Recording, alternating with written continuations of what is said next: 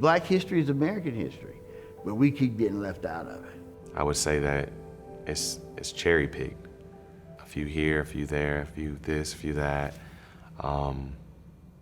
My understanding of it when I was younger was Black history was my ancestors got brought on a ship. Boom, this is where you start at in America.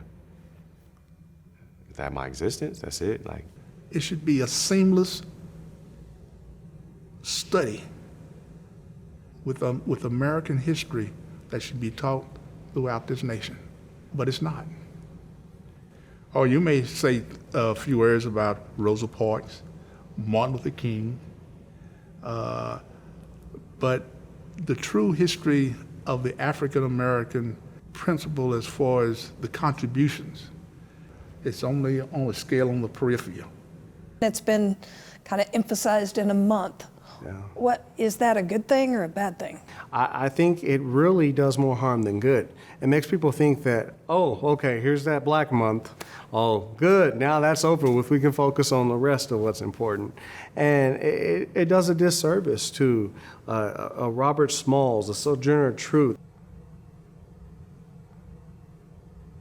a Harriet Tubman, Ida B. Wells. You know, you have to be able to actually know how, you know, each of those people were part of more than just one movement. You know, sure, there was the abolitionist movement, but they were also part of women's suffrage. You know, there were other civil rights movements throughout our time in which African Americans, Hispanics, Asians, women, LGBTQ were all involved, and they all contributed to. So to really limit that to 1 month, I think it really it limits people's exposure to what the truth in American history is. From kindergarten to my senior year of high school, we were always taught that we were slaves. I was always reminded of my oppression and never taught that I could be more. And when we did, we got the same people, Jackie Robinson, Martin Luther King, and George Washington Carver, and maybe Harriet Tubman. And thank God for those people. But to see, when I see somebody that looks like me in a position of power and authority or in a high position, it gives me hope. Before Barack Obama, if somebody told me you could be president, I would say, you're right. You never see a Black person president over the United States of America. But after I see him in that position, I say, maybe it can happen. Maybe not for me, but maybe it can happen for generations to come. Maybe it can happen. So when we see these systems of oppression and holding people back and are not allowing people to have certain positions, it does create a mindset for people of hopelessness. I feel like to some it conditions you to feel like you are only as good as the bad parts of your history.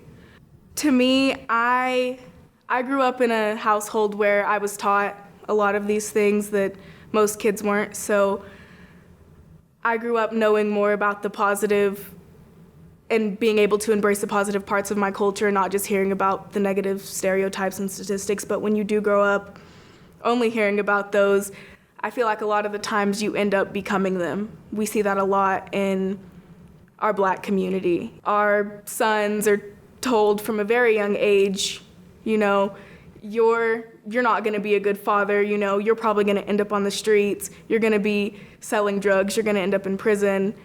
If that's all he grows up hearing, that's all he's gonna grow up knowing.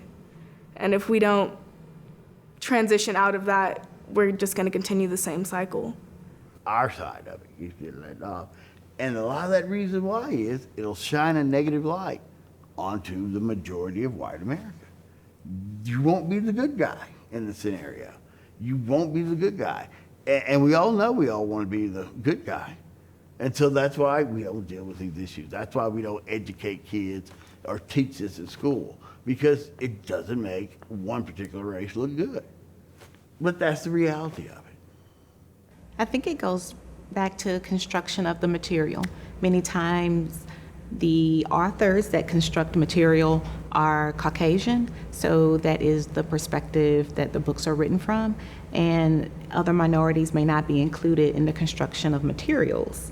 So that's where it starts. The people that are constructing materials and their varied perspectives and backgrounds that they do bring to the text.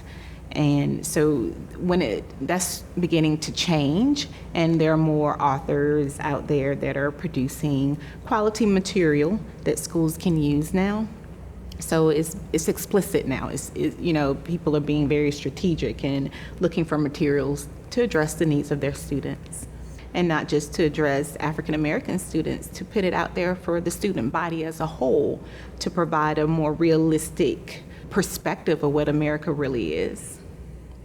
So you have to be able to, pull from myriad resources, whether it's law-related education or reading like a historian, or even your own personal stories and testimonies, in order to get that student to understand how much of what happened in the past permeates even today and how that affects our future. But where does the culture really start? You go back to the roots of saying that we're from Africa, but then also once you get the roots of that, the self-worth and who they were as individuals before they became slaves, then the transition of telling the story from slavery, how we got introduced to America, and then the value in who we were as slaves, what our culture, what they picked up on, what they learned, and then transition into history today. And so that's a long story, a long history line that hasn't been told and hasn't been spoken of. I feel like there's been so much stripped from us that we might not ever really know. I don't know what part of Africa my ancestors are from. I can't trace my last name back to find out where it came from. I trace my last name back to a general that owned slaves. That's as far and deep as my ancestry goes. I think you have to really begin with the Middle Passage, with the transatlantic slave trade, to understand how people were treated as property. You have to really understand that, families were torn apart.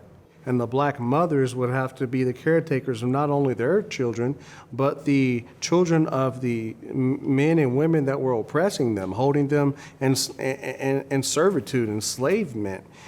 I think you have to really get people to understand that, the anger, the sadness comes from the fact that, churches were burned to the ground, they were bombed, that people were trying to exercise their right of suffrage, were lynched, that if you looked at someone and they perceived it as being aggressive, or if you didn't look up and say, yes, sir, yes, ma'am, you could be lynched. You have to understand there are many wrongs that were done, and it completely has an effect on us to this day. We went to Alabama, and the amount of history that we were able to see and be a part of, it was very moving, but it really let me see what people had overcome to get to a certain place. And knowing where you come from and what you've overcome helps you be able to know where you have the power to go. Like, the skies is the limit. And I don't think, because we don't have an in-depth understanding of Black history, a lot of our kids don't see that. I think the pinnacle of the trip was going to the lynching memorial.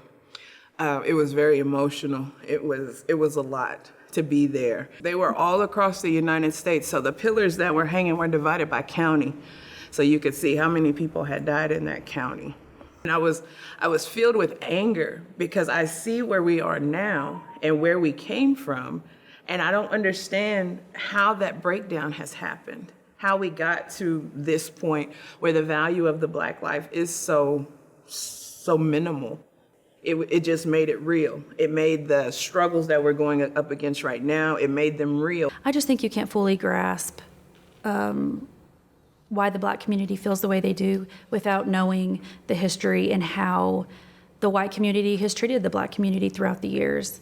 For me, I think there needs to be a very intentional acknowledgement on how slavery impacted America and how it made it into a first world country, and how that free labor made it possible for everyone to live in a very democratic and free world.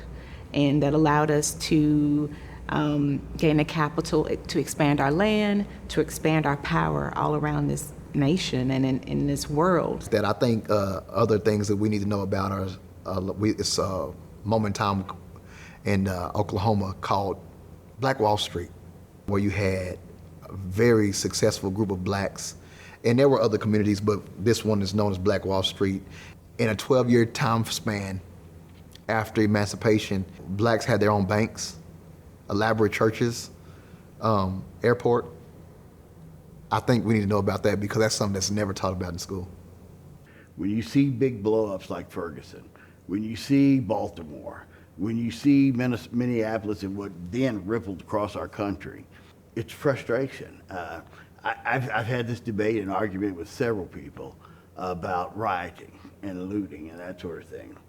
And Martin Luther King said, a riot is the voice of the unheard.